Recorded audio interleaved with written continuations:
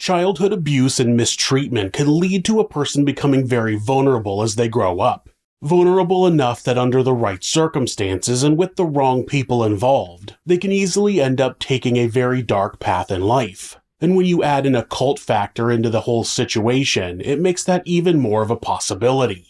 Of course, if you need any evidence of that being true, you only have to look at what happened when 18-year-old Christa Pike, herself someone who had gone through a very difficult upbringing, took this path when she murdered her 19-year-old classmate in cold blood and, as a result, ended up being the youngest woman on death row. This is Monsters.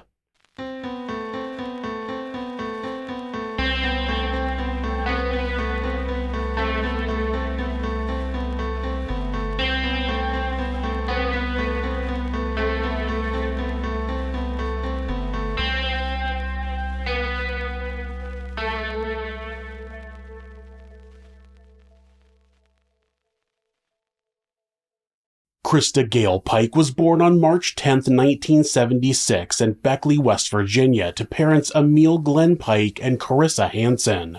Unfortunately for her, though, life would not be easy during those early years as by all accounts her parents were pretty neglectful of her from the get-go. In fact, with her mother being a party girl who was more interested in going out drinking than raising her daughter, and her father seeming to have little to no interest in being a parent, it wasn't long before they abandoned her entirely and sent her to live with her paternal grandmother. But maybe that was for the best, because as one of her aunts would later note, conditions were so bad inside the Pike household that it wasn't uncommon for baby Christa to be left crawling around through piles of dog poop which hadn't been cleaned up.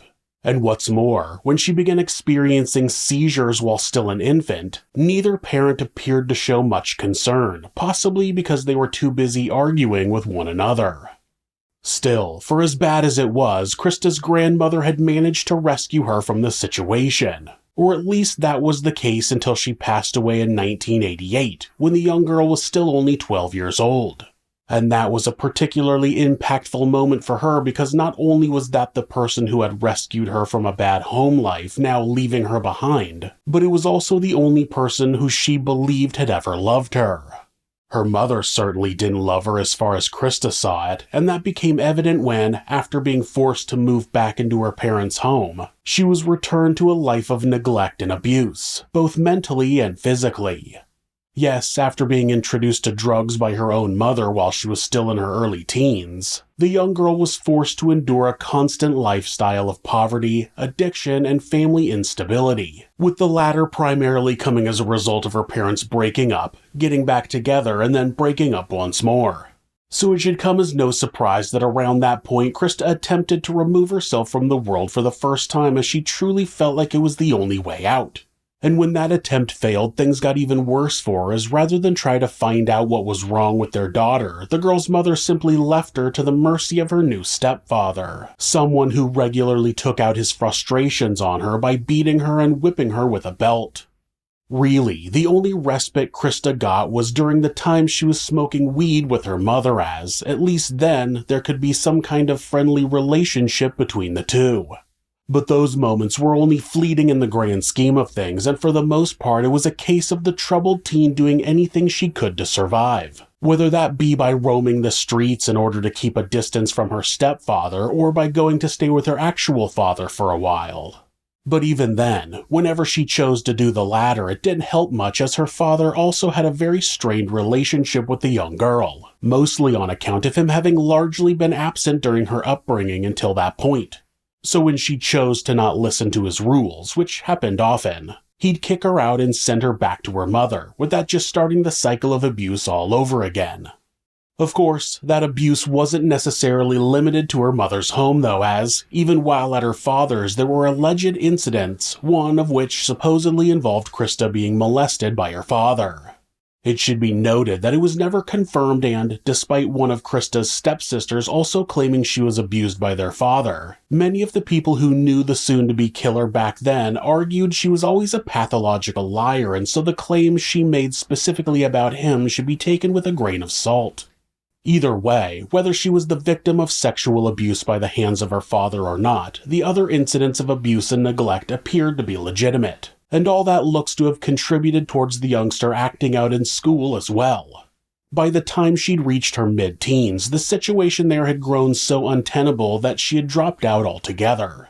Now, with nothing else to provide her with any sense of anchor in life, things only got more out of control as she began regularly getting in trouble with the law. Sure, most of the incidents that took place were relatively minor things like shoplifting, but occasionally there would be even worse crimes like the time Christa and one of her friends beat up a man in a parking lot after he'd allegedly called her on the phone and threatened to sexually assault her. That all unsurprisingly led to a situation where, by the time she was in the 10th grade, the troubled young teen would be sent to a juvenile detention facility for a year. Thankfully, though, that time in juvie did appear to have a somewhat positive effect on the girl, as during her stay there she became interested in getting involved in the Job Corps, a government program which is set up to help low-income youths between the age of 16 and 24 get a foot in the door of the job market via vocational training schemes and career skills improvement classes. What career path was Christa looking to go down at that point? Well, that would be nursing, more specifically the role of nursing technician, with that being the same industry her mother had already been involved in for years by then. Was it perhaps a little strange that the future murderer was so willing to follow in the footsteps of someone who had been such a negative factor in her life? Possibly, but that was what she wanted to do, so when she was 18, she enrolled in the relevant program at the Job Corps in Knoxville, Tennessee. Sadly, that was where the story would take an even darker turn, as while studying at the Job Corps in the autumn of 1994, Christa Pike first came into contact with a 17-year-old named Tadaryl Shipp. Pretty quickly after that, what started as a friendship between the pair would blossom into a full-blown romance as they became inseparable, united together by their shared troubled backgrounds. Like with Christa, Tadaryl had also gone through a difficult time growing up, as after dropping out of school during the 9th grade, he ended up getting involved in local street gangs, taking part in low-level crimes all around the area. Luckily for him, though, his mother was a far more positive influence, and that was why she eventually convinced him to get off the streets before he got himself into real trouble and instead enroll in the Knoxville branch of the Job Corps, where he could take up training in their culinary arts program. Obviously then, once he met Christa, he realized the two had a lot in common, and so he quickly fell for her, just as she fell for him.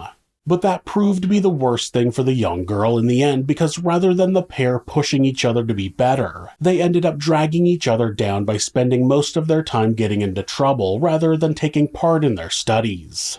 And getting into trouble didn't just involve petty crimes either. No, it also involved an increased interest in the occult. Something that might have been harmless for most young couples, but for them proved to be an incredibly dangerous path to venture down. Why was that? Well, to them, damaged as they were, the occult wasn't just a game that could be messed around with for fun. Rather, it was a very serious process which involved invoking the spirit of all that was dark in the world and harnessing it in order to bring pain and misery down upon their enemies. Of course, it might seem obvious to think that at that point the enemies Christa in particular had were her parents and her stepfather. After all, it was her mother who had been neglectful of her for her whole life, her father who had allegedly sexually abused her, and her stepfather who was beating her on countless occasions while growing up. But surprisingly, she seemed to have no interest in taking out her frustrations on them anymore. No, in the end, the victim of her wrath would end up being a 19-year-old colleague at the Knoxville Job Corps named Colleen. Before the situation reached its boiling point, however, Christa and Tadaryl would first find a third member of their crew, Shadala Peterson, another young woman attending Job Corps at that time who found common ground with the pair of young lovers on account of her own interest in the occult. Once Shadala got involved, the trio were even frequently overheard talking about the practice in public. It wasn't just simple spells and incantations they were talking about anymore either. No, according to their classmates, they were openly discussing their desire to engage in human sacrifice. Of course, at the time, no one took that seriously, as most just saw it as the goth kids doing their thing. Little did they know that the situation was a lot more dangerous than any of them could have ever dared imagine. That was the point Colleen entered into the story. Colleen was from Jacksonville, Florida originally and had enrolled at the Knoxville Job Corps in order to study computer technology. So it should come as little surprise that she ran in different circles to Christa, Tadaryl, and Shadola. In fact, the two sides would likely have never crossed paths at all were it not for a rumor that began circulating about Colleen and Tadaryl. One that stated she had a secret crush on him and had even convinced him to cheat on his girlfriend with her. It's unclear how the rumor got started. It could very well just be one of those he said, she said situations that so often spreads like wildfire around schools and quickly gets out of control. Whatever happened, when questioned about it by Christa, Tadaryl would flat out deny there was any truth of the stories. In fact, as he would argue, there was no way he could ever have any interest in another woman, as he was far too devoted to her. That was a sentiment Shadola appeared to agree with as well, with it being her who ultimately convinced Christa there was nothing to the rumors, as there was no way Tadaryl would ever be unfaithful. So at that point, feeling it must have been Colleen who started the rumors as an attempt to steal her boyfriend away from her, Christa set a plan in motion that would see her act out her revenge. It started with her approaching her apparent competitor in love and questioning her about her intentions with Tadaryl. Was Colleen, as Christa had come to believe by now, out to lure him away? Well, according to Colleen and those who knew her, nothing could have been further from the truth. The way she explained it, she never had the slightest bit of interest in him and had been just as surprised as anyone once the rumor started going around. Not that Christa would believe that, though. Already incredibly possessive over Tadaryl on account of the fact he was one of the few people in the world she felt she could truly rely on, she decided something had to be done to ensure both Colleen and any other woman who had eyes for her man would keep away in the future. What she really needed, she realized, was to make an example out of the situation. An example that would send a very clear message about encroaching upon her territory. It's just a shame that the example she eventually settled upon would prove to have disastrous consequences for everyone involved. Basically, rather than telling Colleen she needed to stay away from her boyfriend and letting things end there, Christa took things a step further by convincing Tadaryl and Shadola that they all needed to work together to sacrifice the girl to Satan himself. That's right, while it's possible their interest in the occult had only been posturing up until then, the whole thing was now turning into something all too real. In fact, Christa would become so invested in the whole idea that on January 11th, 1995, she even told another friend of hers, Kim Iolio, about what she planned to do. At the time, however, Kim brushed it off as being nothing more than talk. The ventings of an angry girl, certainly nothing anyone had to be concerned about. But they did have to be concerned as it turned out because Christa was all too serious, and by now she'd made believers out of Tadaryl and Shadola too. Their next step was to get Colleen to a quiet location where they could have her to themselves for as long as they wanted. That's what led them to concocting a plan to lure her away from her classes at Job Corps the following evening, with the trio convincing Colleen that they wanted to make a peace offering with her, one that would involve them all getting high together at a nearby abandoned steam plant. Of course, peace was the last thing they were looking for. No, what they really wanted was revenge in the most brutal way imaginable. And so that was why, once all four had signed out of their dormitory at about 8 p.m. on January 12th, and from there made their way into the woods via a dark jogging trail, Christa once again began accusing Colleen of trying to sleep with her boyfriend. Colleen continued to deny that that was the case, but by then it didn't matter what she said, as Christa had become so convinced she was right there was little to nothing that could be done to change her mind. In fact, any attempts at clearing her name were nothing more than lies on Colleen's part as far as Christa was concerned, and that just made her all the angrier. So with her fury now reaching a fever pitch, she pulled a box cutter and a small meat cleaver out of her pocket, 2 items she had stolen from the dorms right before leaving, then forced her captee to remove her shirt and her bra. After delivering a knee to her victim's face and knocking her to the ground, she began slicing at her stomach with the cleaver. All before Tadaryl joined in by taking hold of the box cutter and using it to stab into Colleen's chest. While that was going on, Shadola was serving as a lookout, watching to see if anyone else was coming their way who might attempt to stop them from carrying out their blood sacrifice. And with her keeping watch, both Christa and Tadaryl felt more than comfortable continuing on with their brutal attack. An attack that carried on for the next 30 to 40 minutes as over and over again their victim was stabbed and slashed. It didn't matter how much the girl begged. It didn't matter how many times she told them she'd leave for Florida immediately and that they'd never have to see her again. There was simply no mercy. And no matter how loudly she screamed, their isolated location out there in the middle of the woods meant no one was able to hear her and come to her aid.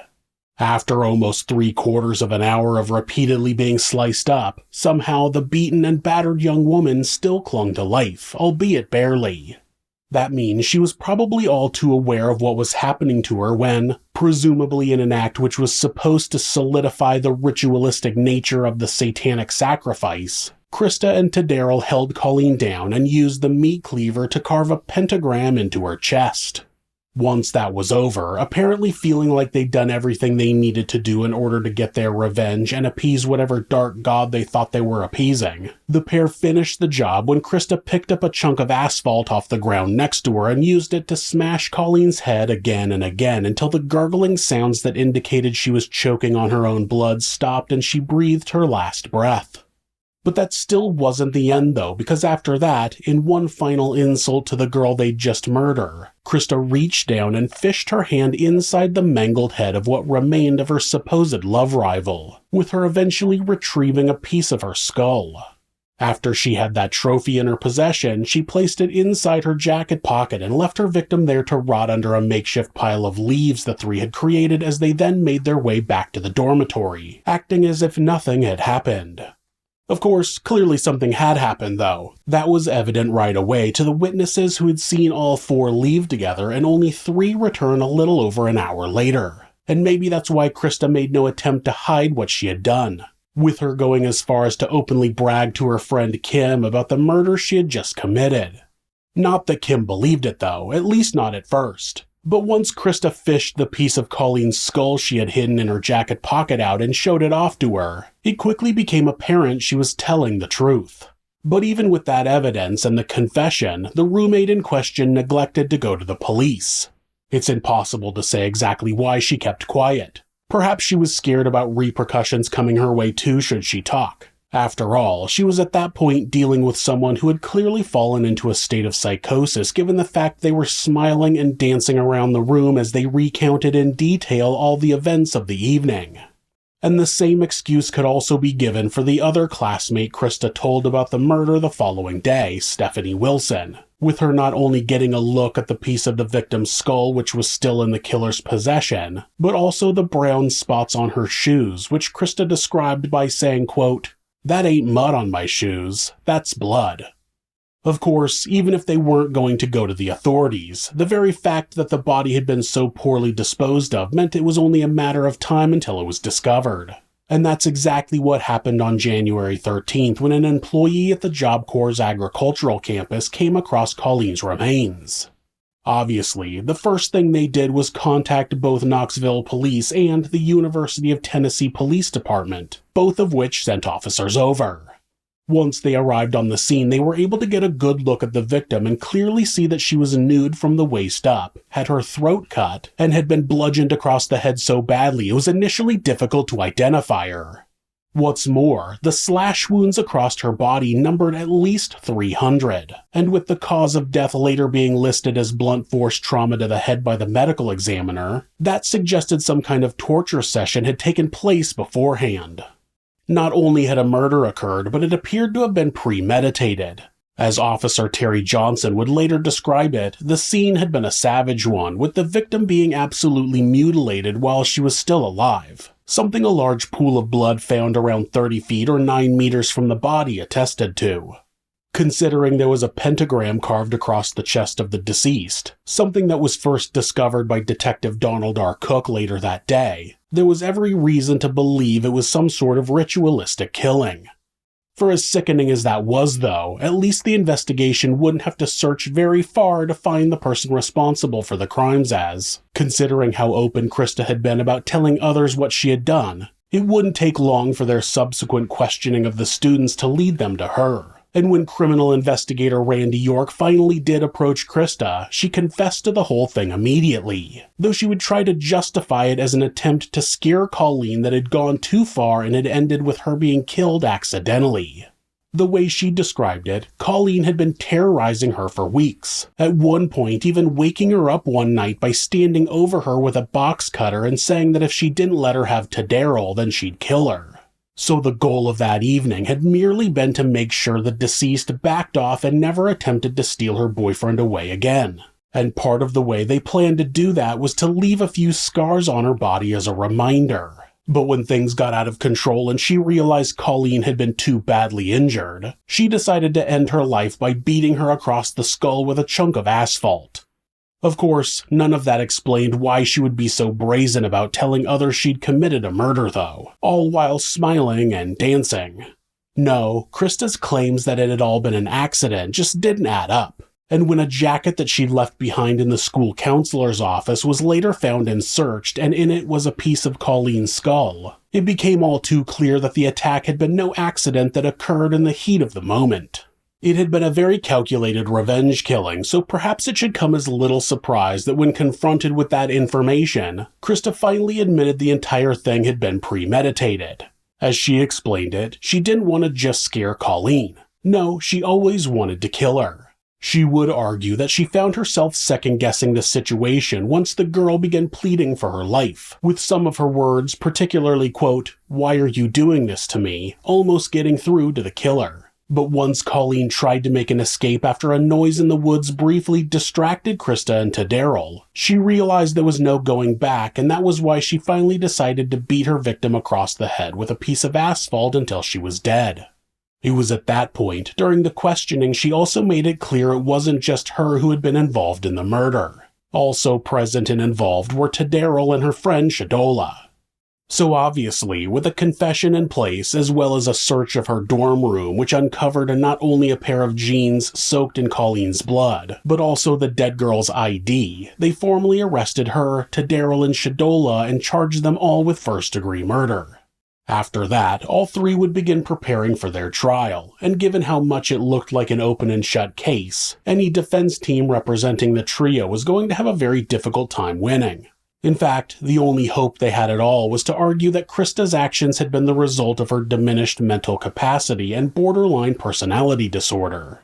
It was argued by her defense that that was a direct result of her childhood, which was filled with both abuse at the hands of her caregivers and early marijuana dependency. And when it came to her diminished mental capacity, that could also be blamed on her mother, as scans of Christa's brain appeared to show her frontal lobes were not fully formed, with that likely being a result of Carissa Hansen drinking heavily while her daughter was still in the womb. Because of those factors, Dr. Jonathan Henry Pincus would posit that the defendant had no ability to tell right from wrong, as that was an ability that came from the frontal lobe. So because of that, she could not be held accountable for her actions. In fact, according to him, she never had any chance of her life going any other way, as she shared the same three features pretty much every other killer out there did: a deadly combination of brain damage, mental illness, and a history of abuse. Of course, the prosecution would refute those claims by arguing that none of the psychological or neurological issues Christa was struggling with justified or explained her murdering someone in cold blood. The very fact she was being positioned as someone with diminished mental capacities was overstated as far as they were concerned. As Dr. Eric Engum, the clinical psychologist who was originally brought in to testify for the defense, would later have to admit during cross-examination, while the accused did appear to show signs of a severe personality disorder, they were not so dysfunctional that they needed to be institutionalized, so any attempts to have her get off on grounds of insanity were without real merit. If anything, she was an intelligent young woman, someone with an IQ of 111, who showed no obvious symptoms that she wasn't in control of her own actions. Still, the doctor would stand by his belief that the murder hadn't been premeditated. Rather, it had been, as Christa originally described it, a situation where creating fear was the initial goal and then things had quickly gotten out of control. But why did he believe that when Christa had confessed that the murder had been premeditated? Well, his reasoning was that it would be behavior consistent with someone suffering from borderline personality disorder who lost control of themselves in the moment. Basically, the crime was twisted to fit the diagnosis. Awesome. He went on to say it would also explain why she danced around when later recounting the story to her roommate, as it was a form of emotional release for her following such an emotionally overwhelming event. What it couldn't explain, though, was why Christa had brought deadly weapons to the scene with her, or when she had a brief opportunity to calm down and reconsider her actions when a noise in the woods interrupted the flow of the attack, she didn't. No, while Dr. Engum maintained his stance that it had not been a premeditated murder and that it had been the result of loss of control on the killer's part, he was forced to concede that those two pieces of evidence could be considered signs of both deliberation and full awareness of what she was doing in the heat of the moment to others. When the doctor was done on the stand, ritualistic elements would be explored when Dr. William Burnett, an expert in satanic culture, testified for the court. As he argued, while there were undeniably some aspects of the occult which were involved in the crime, he believed it was less of an attempt to create a true ritualistic murder in worship of the devil and more a case of what he described as, quote, adolescent dabbling in Satanism. Sure, both Christa and Tadaryl had been pictured prior to the murder wearing pentagram necklaces, but that could be described as more of a Hot Topic style fashion choice than a true giving of themselves over to a dark lord as far as he saw it. So rather than being ritualistic in its nature, what happened that evening could be best described in his eyes as an act of collective aggression, something which occurs when a group of people gather and become emotionally aroused, and the end result of that is they engage in some kind of violent behavior. Of course, whether the satanic nature of the crime was serious or more of an example of posturing, it didn't change the fact that a murder had taken place and that the evidence overwhelmingly pointed towards the three perpetrators having done it while in their right minds. That was why on March 22, 1996, after only 2 hours of deliberation, the jury found all three to be guilty, with Christa Pike and Tadaryl Shipp being found guilty of both first-degree murder and conspiracy to commit first-degree murder, all while Shadola Peterson was found guilty of only conspiracy to commit first-degree murder. All that was left to do was to sentence each of them for their crimes. But before that would happen, additional testimony would be heard from Carrie Ross, the aunt of Christa Pike. She was brought in by the defense to act as a character witness in the hopes that what she said would help to keep her niece off of death row. As she put it, it was unfair to sentence Christa to death as she was a victim in her own way, someone who had undergone a very traumatic childhood and as such was extremely damaged as an adult. But even that would be torn apart by the prosecution when they pointed out that Carrie Ross had previously described her niece as a pathological liar and someone she did not want her children to be around. And when her parents, Glenn and Carissa, also took the stand to try and defend their daughter, they'd also eventually be forced to admit under cross-examination that Christa had shown signs of highly manipulative and dangerous behavior for years prior. Behavior that couldn't necessarily just be written off as having come from a bad childhood.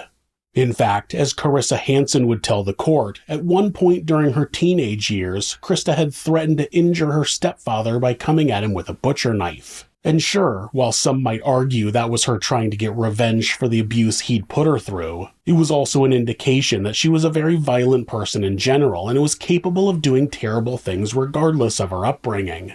After all, many people go through difficult childhoods, and some have to endure horrors such as physical and emotional abuse on a regular basis. But the vast majority of those people don't go on to hurt others later on in life, and they certainly don't become killers. The way the team for the Slemmer family presented things, Christa Pike and her co-conspirators were no victims. Rather, they were too dangerous to ever be allowed to roam free again. In fact, the only reasonable punishment for their crimes was death. It wasn't as if this was a case where psychological treatment might be effective, something they made clear via the testimony of Catherine Ramsland, a criminologist who told the judge that people with borderline personality disorder were highly resistant to treatment as a general rule because, in her own words, quote, like vampires, these people just drain a therapist and move on to the next one. So, seeing no other option given the evidence that was in front of them, when the jury were asked to come up with a suitable sentence for all three of the convicted on March 30th, 1996, they went hard on the two most directly responsible, with them sentencing Tadaryl Shipp to life with the possibility of parole after 25 years, and sentencing Christa Pike to 25 years plus death by electrocution. As for Shadola Peterson, given the fact that she hadn't directly assisted in the killing of Colleen, and considering she'd testified on behalf of the state, she got off with the comparatively mild sentence of probation, meaning she wouldn't actually spend a single day in prison. But that wouldn't be the end of the story, because immediately after the convictions were handed down, while the others apparently accepted their punishments, Christa made her intentions clear to appeal the decision on the grounds of her mental health issues. And that was what led to multiple appeals being launched, cancelled, and then relaunched again over the years that followed, as her defense team tried in vain to get a case together that might work out for them. And what made that whole period even more chaotic was the fact that on numerous occasions, Christa appeared to have a change of heart and felt like she deserved to die, only for her to then change her mind again and push for freedom once more. Of course, whenever she did decide she deserved to be free, it didn't help her case that she hadn't exactly been a model prisoner during her time behind bars, and she certainly hadn't shown any signs of remorse. After attacking and attempting to strangle a fellow inmate named Patricia Jones with a shoestring at the Tennessee Prison for Women on August 24, 2001, she was convicted once more, that time of attempted first-degree murder. Just like before, it looks as if that was a beef over another man both had become interested in during their prison stay. And if there was any further evidence needed to prove that Christa had been in no way rehabilitated by that point, during a subsequent phone call with her mother regarding the incident, she stated, quote, "I wrapped that shoestring around her and tried to choke the life out of her. She was passed out on the ground, Mama, twitching, foaming at the mouth. Her eyeballs was bugged out so far her eyelids were flipped up. I bet you if she gets near me, I'm gonna do it again." Then there was the letter she wrote to Tadaryl from behind bars, the one that read, quote, "Please write me, I miss you so much. You see what I get for trying to be nice to the hoe? I went ahead and bashed her brains out so she'd die quickly instead of letting her bleed to death and suffer more. And they fucking fry me. Ain't that some shit? Please write me and tell me what you're feeling. Also tell your lawyer if he wants me to testify for you, I will. Love you for the rest of my life, little devil."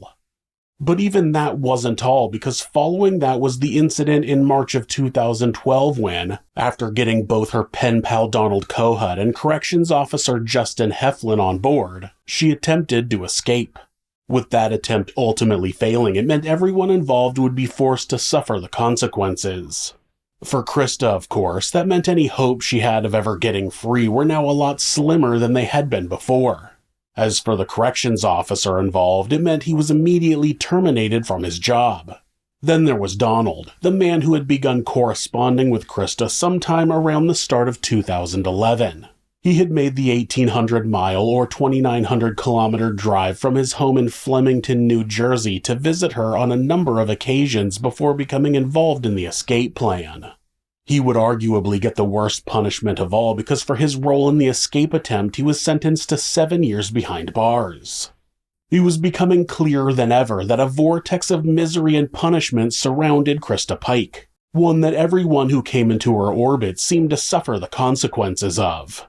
So perhaps it's somewhat surprising that her lawyers still felt confident in their ability to get her off death row after everything that had happened, with their reasoning continuing to be that as a result of her mental illness, she simply could not be held responsible for her own actions at the time of the murder.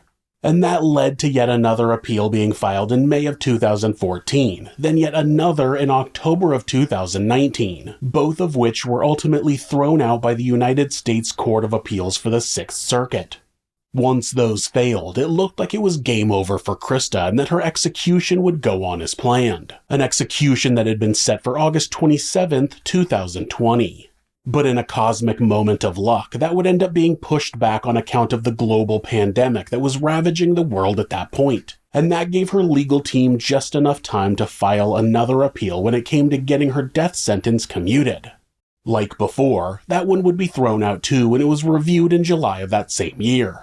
So now, with all of her appeals having been exhausted, it felt like it really was the end for Christa, and that finally she was going to have to pay for her crime in the most severe way possible. Even Colleen Slammer's mother, May Martinez, would publicly espouse her desire to get things over and done with without any further delays when she said, quote, "I want this to happen before I die. Otherwise, nobody will see justice." But still, things weren't over quite yet, and there was a glimmer of hope on the horizon for the killer as in November of 2022, the state Supreme Court found that Tennessee's law for juveniles automatically being sentenced to life in prison without a chance of parole was unconstitutional. Basically, that happened when a young man named Freddie Joe Booker, who'd been convicted of crack cocaine possession back in 2003, was able to take his case all the way up to the top and score a victory which altered the very landscape of the law going forward. And because of that, it meant a number of prior convictions were forced to be reassessed, with Christa Pike's being among them. Now her lawyers were able to put forward another appeal, one that would attempt to have her original conviction thrown out entirely. No surprises that this time the main focus would be the age of Christa when she committed her crime. As they argued, the fact she was so close to being a child back in 1996 when she was initially sentenced made trying her as an adult and sentencing her to death completely unconstitutional, especially as Tadaryl had been tried as a child. As her lawyers would state in their own words, quote, "If the courts agree that a 17-year-old is not eligible for mandatory life in prison due to well-established adolescent brain science, we should not death sentence an 18-year-old. At the time of the crime nearly 30 years ago, Christa Pike was a teenager, just 18, with untreated severe mental illness and a history of severe, repeated physical and sexual abuse, violence, rape, and neglect that began when Christa was very young. Christa's co-defendant, who was 17, will be eligible for parole soon. Yet Christa, who was just a few months older, may be executed.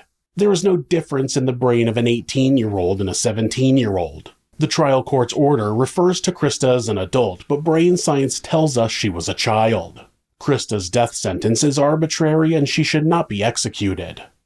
Obviously, that created a compelling argument for many as the line between child and adult is so fine. It was hard to tell where Christa was in her development when she did what she did. Sure, she had murdered someone, and no one was trying to deny that anymore. But if someone only a few months younger than her was not eligible for the death penalty after literally committing the exact same crime, then did that mean she shouldn't be either? It was no easy question to come up with an answer for, and the whole thing was given even further oxygen in the media when people were reminded that Christa was the youngest woman in the entire United States to have been given the death penalty since such a practice had been reinstated in Tennessee back in 1976.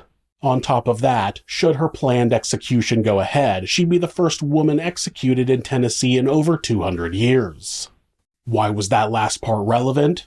Well, it was argued by some that there was an element of sexism involved in Christa's situation, as the 8 men who had also been sentenced to death at the age of 18 since her had all had their sentences vacated.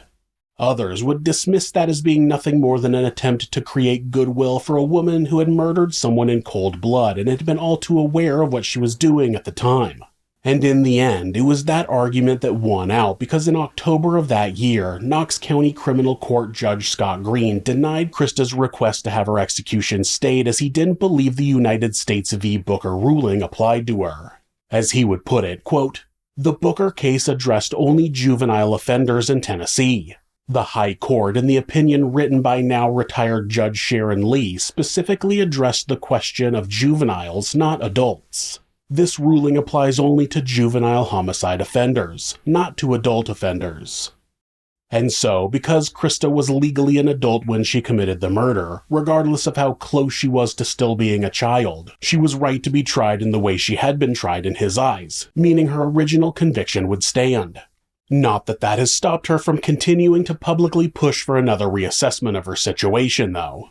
In fact, in recent months, she's even created a website, mercyforchrista.org, where she restates her belief that she should be given clemency on account of her psychological issues and young age at the time of her crimes. In one section of the website, she even tries to argue she was a completely different woman now to the girl she'd been then, and that she regrets everything that happened. In her own words, quote, I only want my situation to be looked at now through the eyes of logic instead of anger and answer the question of if I deserve to die for a crime committed by 3 people. I'm not even close to being the same person I was over 25 years ago. Will that lead to another last-minute attempt for Christa Pike to appeal the original decision made all those years ago and perhaps escape death after all? It seems unlikely at this point, but anything is possible. After all, as of April of 2024, she still doesn't have a date set for her execution, so there's still time for something to change. Does she deserve a stay of execution? Well, that's something that continues to be debated to this day, with some believing she was effectively a child when she carried out the murders, and so, with her already damaged brain not being fully developed, it means she should instead have been given life behind bars. Of course, others will argue instead that the fact she was only 18 doesn't change what she did and that she was old enough to be held fully responsible for her actions. And when it comes to her mental health issues, well, none of that excuses murder. Honestly, it's probably an argument that will keep going all the way up until her execution date comes and beyond. And it won't be the only argument surrounding Christa Pike, as the whole nature versus nurture debate when it comes to what ultimately drove her to become the person she did is also a hot topic for discussion within certain circles. Was she always destined to be a killer on account of the damage her mother did to her in the womb? Or was it her upbringing which eventually shaped Christa into the kind of person capable of committing murder?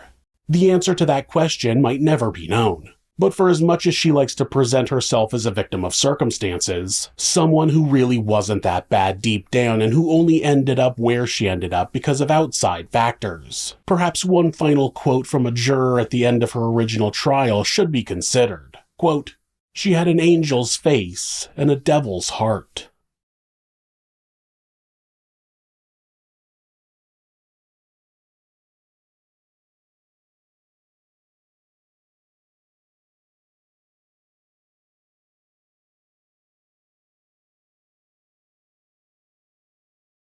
If you're a fan of true crime, hit subscribe and turn on notifications so you don't miss an episode. You can also hit like or leave us a comment. You can check out our other show, Somewhere Sinister, on YouTube or anywhere that you listen to podcasts. If you'd like to support the show, check out our merchandise at thisismonsters.com. The link is in the description. Thanks again, and be safe.